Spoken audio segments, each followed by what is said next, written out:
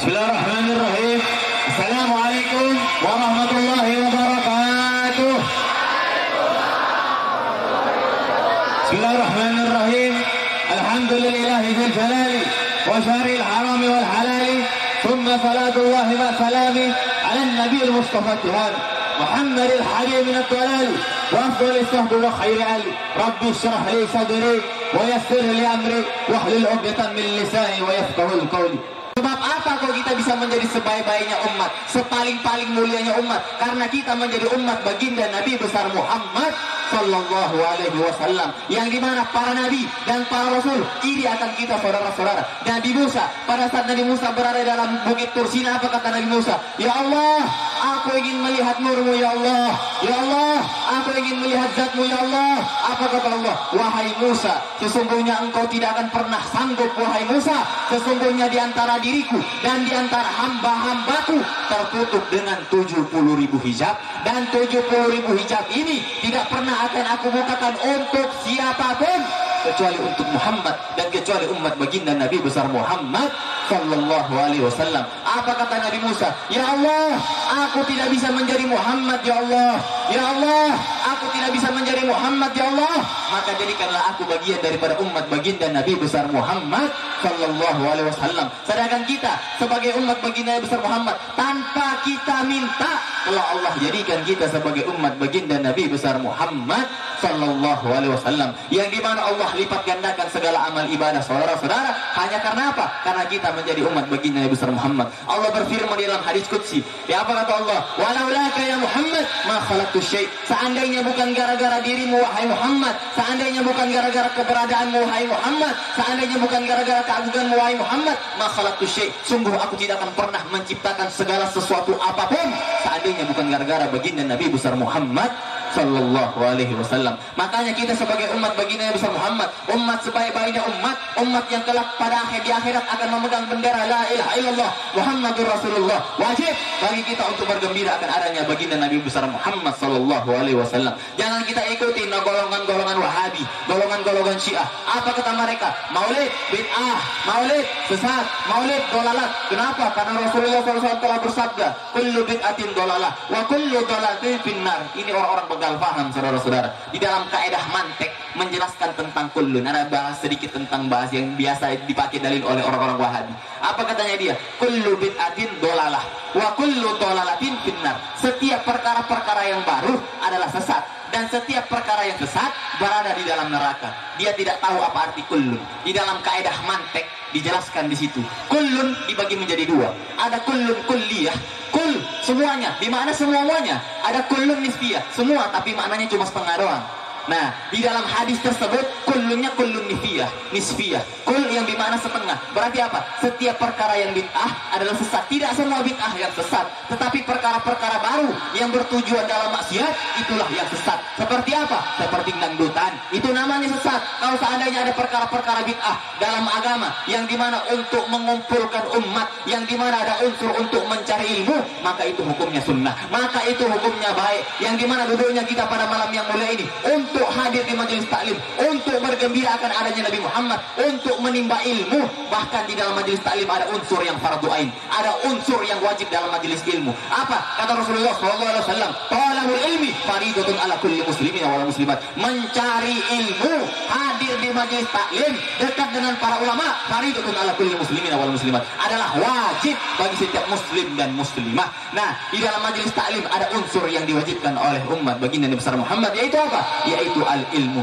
Imam Ghazali di dalam kitab Ihya Ulumuddin jilid 1 menafsirkan tentang hadis talabul ilmi faridatun ala kulli muslimin wal muslimat. Lantas ilmu apa yang diwajibkan atas umat baginda Nabi besar Muhammad? Ilmu yang diwajibkan bukan ilmu fisika, ilmu yang diwajibkan bukan ilmu kimia, ilmu yang diwajibkan bukan ilmu matematika, tetapi ilmu yang diwajibkan yang dijelaskan oleh Imam Ghazali adalah ilmu Al-Quran, adalah ilmu hadis, adalah ilmu tauhid, adalah ilmu tentang syariat Islam. Itulah yang hukumnya wajib. Kalau bapak-bapak, ibu-ibu zaman sekarang kebalik, saudara-saudara. Apa katanya dia? Lah, lu ngapain hadir di majelis taklim nyari-nyari ilmu? Lu ngapain hadir di majelis taklim? Lu ngapain dekat dengan para ulama? Lu ngapain mondok nak? Lu ngapain pesantren? Bakal jadi bejat lu. Lu ngapain pesantren? Gak bakal dapat ijazah lu. Bakal jadi pengangguran. Mending lu sekolah dapat S1, dapat S2, dapat S3, pas keluar jualan es tong-tong dia, saudara-saudara. Na'udzubillah min dzalik. Hakikatnya sukses bukan kita bergelar S1.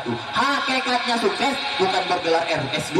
Hakikatnya sukses bukan bergelar S3. Tetapi hakikatnya sukses adalah kita paham tentang ilmu-ilmu agama. Hakikatnya sukses adalah kita paham tentang syariat Islam.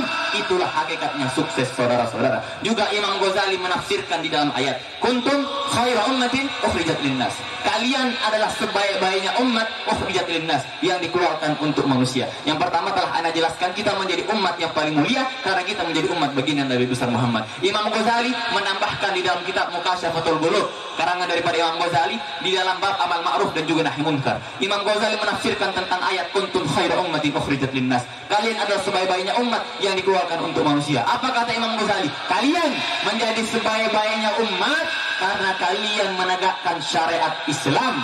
Kalian menjadi sebaik-baiknya umat, menjadi kebanggaan Rasul karena kalian menegakkan amal ma'ruf, karena kalian menegakkan nahi munkar. Maka wajib sebagai kita umat baginda Nabi besar Muhammad, yang dimana menjadi umat paling mulia, untuk menegakkan syariat Islam, untuk menegakkan amal ma'ruf, untuk menegakkan nahi munkar. Saudara-saudara, saya tanya kepada pemuda-pemudi, siap tidak untuk menegakkan syariat Islam?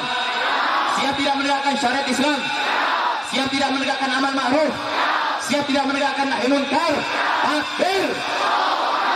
Begitu, saudara-saudara. Kebanyakan saudara-saudara, kalau ada pemuda-pemudi, ada para ulama yang dimana di dalam negara ini mau menegakkan syariat Islam, mau menegakkan amal ma'ruf, mau menegakkan nahi munkar, pasti dibenci, saudara-saudara. Nggak usah jauh-jauh lah. Contohnya para FPI. FPI mau menegakkan amal ma'ruf, mau menegakkan nahi munkar, pasti banyak orang yang benci. Contohnya nggak usah jauh-jauh. Habib Rizik, Habib Bahar bin Sumait, menegakkan amal ma'ruf, menegakkan nahi munkar, tetap dibenci. Kita jangan sampai kita takut, saudara-saudara. Mau dibenci, mau dihina, mau dicaci, jangan pernah ada takut, saudara-saudara. Telah dijelaskan oleh Rasulullah SAW di dalam hadis sahih, telah dijelaskan bahwasanya Rasulullah SAW telah bersabda, sayati zamanu ala ummati li an takuna fihim jifatul himar ahabbu ilaihim min mu'minin ya'muruhum wa yanhahum. Akan datang zaman pada umatku yang dimana pada zaman tersebut bangkainya keledai lebih dicintai oleh para manusia daripada orang-orang mukmin yang menegakkan syariat Islam, yang menegakkan amal ma'ruf, yang menegakkan nahi munkar. Pasti akan dibenci melebihi bencinya mereka kepada bangkainya keledai. Na'udzubillah min. Makanya saudara-saudara, jangan sampai kita jauh dari majelis taklim, jangan sampai kita jauh dari para ulama. Seandainya kita jauh dari ulama, jauh dari majelis taklim, inilah hakikatnya hancur. Rasulullah SAW telah bersabda, halaka ummati fi syai'aini, tarkul ilmi wa jam'ul mal. Akan hancur umatku, akan binasa umatku dalam dua perkara. Apa perkara yang pertama? Tarkul ilmi, meninggalkan dengan duduk di majelis taklim, tarkul ilmi, meninggalkan untuk mencari ilmu, halak, maka akan hancur kata Rasulullah. Terus yang kedua apa? Jam'ul mal, mengumpulkan harta. Pagi, siang, sore, malam nyari duit. Pagi, siang, sore, malam nyari duit terus, nyari duit. Kita nyari duit, nyari nafkah. Tapi jangan sampai lupa dengan sholatnya kita. Kita nyari nafkah, nyari duit, dia nyari duit. Buat keluarga, ya buat keluarga. Tapi jangan sampai lupa untuk duduk di majelis taklim. Jangan sampai lupa untuk duduk dengan para ulama. Kenapa? Karena itulah adalah hakikatnya sukses, saudara-saudara. Hakikatnya kita dapat duit, bukannya kita kerja, bukan. Hakikatnya kita dapat duit, hakikatnya kita sukses adalah kita hadir di majelis taklim. Sebagaimana dalam Al-Quran Allah berfirman, wa'tasim bihablillah jami'an wala tafarraqu, dan berpegang eratlah kalian bihablillah, dengan tali-tali Allah, wala tafarraqu, dan janganlah kalian berpecah belah. Lantas apa itu tali-tali Allah? Tali-tali Allah adalah didikan Al-Quran, tali-tali Allah adalah didikan hadis, tali-tali Allah adalah didikan syariat Islam, tali-tali Allah adalah didikannya para ulama, wala tafarraqu, dan janganlah kalian berpisah dari tali-tali Allah tersebut. Makanya saudara-saudara, pada malam yang mulia ini, siap tidak untuk memegang tali-talinya Allah, saudara-saudara? Siap tidak untuk duduk di majelis taklim? Siap tidak duduk dengan para ulama? Takbir. Terus saudara-saudara, jangan sampai kita jauh dengan para ulama. Kenapa? Karena para ulama warasatul anbiya, adalah pewarisnya para nabi.